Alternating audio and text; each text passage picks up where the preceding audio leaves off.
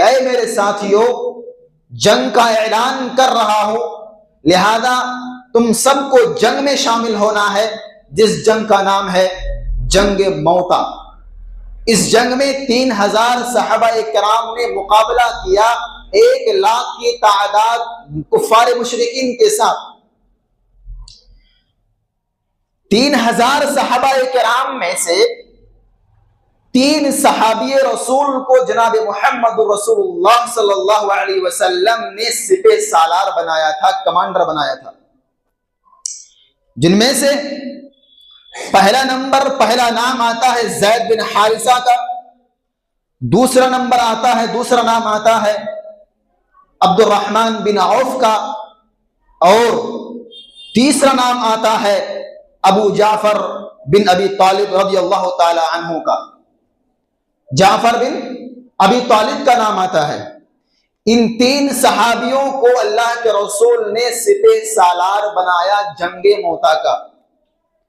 जब तैयारी मुकम्मल हो गई, कंप्लीट हो गई, तो अल्लाह के रसूल सल्लल्लाहु अलैहि वसल्लम ने इन तीनों सहाबाए किराम से कहा कि मेरे साथियों, तुम तीनों अपने अपने घर जाओ और अपने अपने घर जाकर अपने अहल अयाल से मुलाकात करके आओ, अपने घर वाले से मिलकर आओ। हो सकता है कि ये दिन तुम्हारा आखिरी दिन हो सकता है ये तुम्हारी आखिरी रात हो। इसके बाद तुम अपने फैमिली से, अपने घर वाले से, अपने बीवी बच्चे से मुलाकात ना कर सको, ये तुम्हारा आखिरी दिन और आखिरी रात हो सकता है। हजरत अब्दुर्रहमान बिन औफ अल्लाह के रसूल के पास इजाजत लेकर अपने घर में तशरीफ ले गए। और ये बता दूं कि अब्दुर्रहमान बिन औफ रज़ियल्लाहु ताला अन्हु ये नबी पाक अलैहिस्सलातु वस्सलाम के एक बहुत चहीते और करीबी सहाबा में से थे। अल्लाह के रसूल सल्लल्लाहु अलैहि वसल्लम बहुत प्यार करते थे, बहुत मोहब्बत करते थे अब्दुर्रहमान बिन औफ से। अल्लाह के रसूल की इजाजत लेकर अपने घर में गए। उसकी बीवी घर में बैठकर कुरान की तिलावत कर रही थी। उन्होंने दरवाजे पर दस्तक दी, आवाज लगाई। अंदर से आवाज आई, कौन है? शौहर ने कहा, अब्दुर्रहमान बिन औफ ने कहा कि मैं तुम्हारा शौहर अब्दुर्रहमान बिन औफ हूं, लिहाजा दरवाजे को खोला जाए। दरवाजा खोले। बीवी अभी पर्दे से बाहर नहीं आई, पर्दे की आड़ ही में थी, पर्दे के अंदर ही थी। हजरत अब्दुर्रहमान बिन औफ ने अपने बीवी से कहा कि मेरी खातून, मेरी बीवी, आज मैंने शाम के वक्त, मगरिब के वक्त मैंने तुम्हें अपने निकाह में लाया, निकाह करके मैंने तुझे घर लेकर आया। और मेरी खुशकिस्मती यह है कि अल्लाह के रसूल सल्लल्लाहु अलैहि वसल्लम ने जंग का ऐलान कर दिया है और जंग का मुझे सिपह सालार बना दिया है, लिहाजा मैं तुमसे इजाजत लेने के लिए आया हूं। आप मुझे इजाजत दीजिए ताकि मैं अल्लाह के रसूल के साथ और सहाबाए किराम के साथ जंग में शामिल हो सकूं और जन्नत को हासिल कर सकूं। बीवी कहने लगी कि मेरे शौहर, आज पहला निकाह हुआ मेरा आपके साथ, आज पहला दिन है निकाह का। अब तक मैंने आपका चेहरा तक नहीं देखा कि आपका चेहरा किस तरह है, आपकी शक्ल कैसी है, मैंने अब तक नहीं देखा। लिहाजा एक मर्तबा आप अपने शक्ल को, आप अपने चेहरे को मेरे सामने लाइए, ताकि अगर अल्लाह रब्बुल आलमीन कयामत के रोज मुझसे ये कहे कि तुम अपने शौहर को खोज कर निकाल लो, ताकि आपका चेहरा देखकर मैं आपको निकाल सकूं, आपको पहचान सकूं कि आप मेरे शौहर हैं। शौहर कहने लगे कि मेरी बीवी, ऐसा नहीं हो सकता है, ऐसा नहीं होने दूंगा। क्यों? इसलिए कि हम एक नौजवान लड़के हैं, नौजवान सहाबी हैं और आप एक नौजवान सहाबियात में से हैं। लिहाजा अगर दोनों की मुठभेड़ हो जाए, दोनों आमना सामने हो जाएं, तो हो सकता है कि मेरी मोहब्बत आपको खींच लाए, आपकी मोहब्बत मुझे खींच लाए। इसलिए मेरी बीवी, अगर अल्लाह के रसूल नाराज हो गए और सहाबाए किराम अगर जंग में चले जाएं, तो हम पीछे रह जाएंगे और जन्नत को हासिल नहीं कर सकेंगे। तो लिहाजा मुझे इजाजत दीजिए कि मैं ताकि अल्लाह के रसूल के साथ जंग मौता में शामिल हो सकूं। अब्दुर्रहमान बिन औफ अपनी बीवी की इजाजत लेकर आ गए। बीवी ने कहा कि आप जाइए मेरे शौहर, मुझसे ज्यादा खुशनसीब बीवी और कौन हो सकता है, कौन हो सकती है। अल्लाह अकबर। पहली शादी हुई, आज ही निकाह करके घर में लाया, और आज ही बीवी ये कह रही है कि हमसे ज्यादा खुशनसीब बीवी और कौन हो सकती है कि मैं एक शहीद का बीवी हूं, एक शहीद की बीवी हूं, हमसे ज्यादा खुशनसीब और कौन हो सकता है। तो लिहाजा मुझे फख्र है, मुझे गर्व है आप पर और रसूलुल्लाह सल्लल्लाहु अलैहि वसल्लम पर। लिहाजा आप जाएं और जंग में शामिल हो, अल्लाह के रसूल के साथ आप जंग करें। चले आए। उसके बाद अल्लाह के रसूल ने हजरत जाफर बिन अबी तालिब रदियल्लाहु ताला अन्हु को अपने घर वालों से मुलाकात करने के लिए भेजा। जाफर बिन अबी तालिब रदियल्लाहु ताला अन्हु अपने घर में आए, उन्होंने अपने बीवी बच्चों से मुलाकात की। उनके छोटे छोटे मासूम बच्चे थे। जाफर बिन अबी तालिब रदियल्लाहु ताला अन्हु ने अपनी बीवी को यह वसीयत की कि मेरी बीवी, जंग का ऐलान हो चुका है, जंग का ऐलान हो चुका है, जनाब मोहम्मद रसूलुल्लाह सल्लल्लाहु अलैहि वसल्लम के साथ मुझे जंग में शरीक होना है। लिहाजा मैं आपसे इजाजत चाहता हूं, अपने बच्चों से इजाजत चाहता हूं, ताकि आप सब मिलकर मुझे इजाजत दें, ताकि मैं अल्लाह के रसूल के साथ जंग में शामिल हो सकूं। लेकिन मेरी बीवी, एक वसीयत में आपको करता हूं, एक वसीयत में आपको करता हूं, और इस वसीयत पर आप अमल जरूर करना।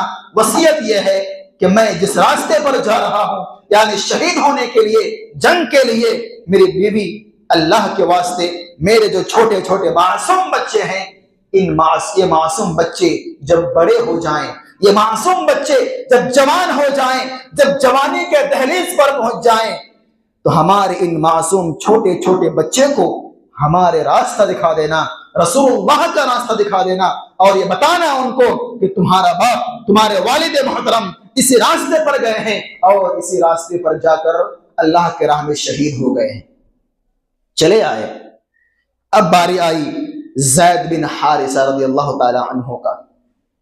ये ज़ैद बिन हारिसा कहने लगे, अल्लाह के रसूल, अब्दुर्रहमान बिन औफ अपने घर में गए फैमिली से मिलने के लिए, जाफर बिन अबी तालिब गए अपने घर वालों से मिलने के लिए, मैं किससे मिलने के लिए जाऊं? मेरा तो घर नहीं है, मेरे तो कोई फैमिली नहीं है, मेरे तो कोई परिवार नहीं है, मैं किससे मिलूं? ज़ैद का थोड़ा सा इसका वाक़या मैं आपको ये बता दूं कि ज़ैद जब 8 साल के थे, ज़ैद बिन हारिसा जब 8 साल के थे, तो ज़ैद बिन हारिसा अपनी मां और अपनी खाला के साथ अपने नानी का घर जा रहे थे। लंबा वाक़या है, हदीस के अंदर मौजूद है, वो बुखारी के अंदर ये वाक़या। अपनी मां और अपनी खाला के साथ जा रहे थे अपने नानी का घर। रास्ते में कुछ डाकुओं ने, कुछ चोर चक्कों ने ज़ैद को उनकी मां और उनकी खाला के पास से छीन कर उसको मदीने के बाजार में ले गया था बेचने के लिए। उस जमाने में गुलाम खरीद और फरोख्त हुआ करता था, खरीदता था लोग और बेचा करते थे लोग गुलाम को, लड़के को, बच्चे को, बच्चियों को। तो डाकुओं ने लेकर अल्लाह के रसूल सल्लल्लाहु अलैहि वसल्लम के मदीने में आए, मदीने के बाजार में आए उसको बेचने के लिए। खरीदने वाला कौन? खरीदने वाला अल्लाह के रसूल सल्लल्लाहु अलैहि वसल्लम की बीवी, सबसे पहली बीवी हजरत खदीजा रज़ियल्लाहु ताला अन्हा के भतीजा। उनके भतीजे इनको खरीदने के लिए आए, उन्होंने खरीदा और खरीद कर अपने घर लाया।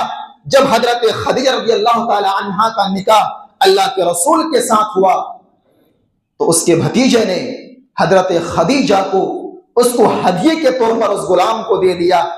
और फिर अल्लाह के रसूल के साथ जब खदीजा का निकाह हुआ, तो निकाह के बाद हजरत खदीजा रज़ियल्लाहु ताला अन्हा ने अपना सारा माल, अपनी सारी दौलत, और याद रखें कि हजरत खदीजा मदीने के सबसे बड़े मालदार औरत थी, सबसे बड़ी मालदार औरत थी। इससे ज्यादा, इससे बड़ा मालदार और कोई नहीं था। सबसे बड़ा मालदार औरत ये अल्लाह के रसूल से निकाह किए।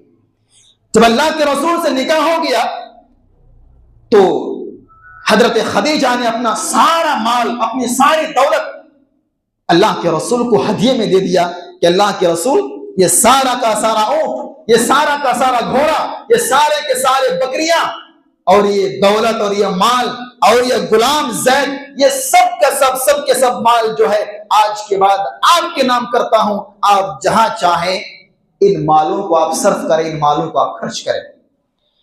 तो हजरत खदीजा ने ये गुलाम ज़ैद बिन हारिसा को अल्लाह के रसूल को तोहफे में दिया था। अब जब जंग का ऐलान हुआ, जंग मोता का, अल्लाह के रसूल ने सबसे पहला सिपह सालार हजरत ज़ैद बिन हारिसा को बनाया। ज़ैद बिन हारिसा का जो गांव है, वहां के दो आदमी हज करने के लिए जब मक्का आए तो उन दोनों ने हजरत ज़ैद को देखा और पहचान गए, यह तो हारिसा का बेटा है ज़ैद, जो गुम हो गया था, जिसको डाकुओं ने छीन कर ले आया था, ये तो वही है। दोनों आदमी पहचान गए और जब हज करके अपने अपने घर वापस गए तो हजरत हारिसा को खबर दिया कि अब तुम्हें रोने की जरूरत नहीं है, तुम्हें घबराने की जरूरत नहीं है, तुम्हारा बेटा ज़ैद ये मिल चुका है जो अल्लाह के रसूल सल्लल्लाहु अलैहि वसल्लम के पास है। तुम अल्लाह के रसूल के पास जाओ, तुम्हारा बेटा तुम्हें मिल जाएगा। ज़ैद का बाप हारिसा और उसका चचा अपने घर से कुछ माल लेकर तोहफे के तौर पर कुछ माल लेकर कपड़े में बांधकर अल्लाह के रसूल के दरबार में हाजिर हुए और कहने लगे कि अल्लाह के रसूल, ये ज़ैद जो आपके पास है ये मेरा बेटा है और ये इनका चचा है। अल्लाह के रसूल, कुछ माल मैं अपने घर से लेकर आया हूं, आप इन माल को ले लीजिए और माल को लेकर मेरा बेटा ज़ैद को छोड़ दीजिए, इसको मेरे साथ अपना घर भेज दीजिए। अल्लाह के रसूल ने कहा कि नहीं, ऐसा नहीं हो सकता है, ऐसा नहीं हो सकता है। क्यों? इसलिए कि एक मर्तबा ज़ैद के साथ धोखा हो चुका है, डाकुओं ने उसे पकड़कर मदीने के बाजार में उसको बेचा था। हमें नहीं मालूम कि आप उनके बेटे हैं, आप उनके बाप हैं, ये उनके चाचा हैं, हम नहीं जानते, हम ऐसा नहीं कर सकते। अल्लाह के रसूल ने हजरत ज़ैद को बुलाया, आवाज दिया, ज़ैद, या ज़ैद। उन्होंने आवाज लगाई, लब्बैक या रसूल अल्लाह, अल्लाह के रसूल मैं हाजिर हूं।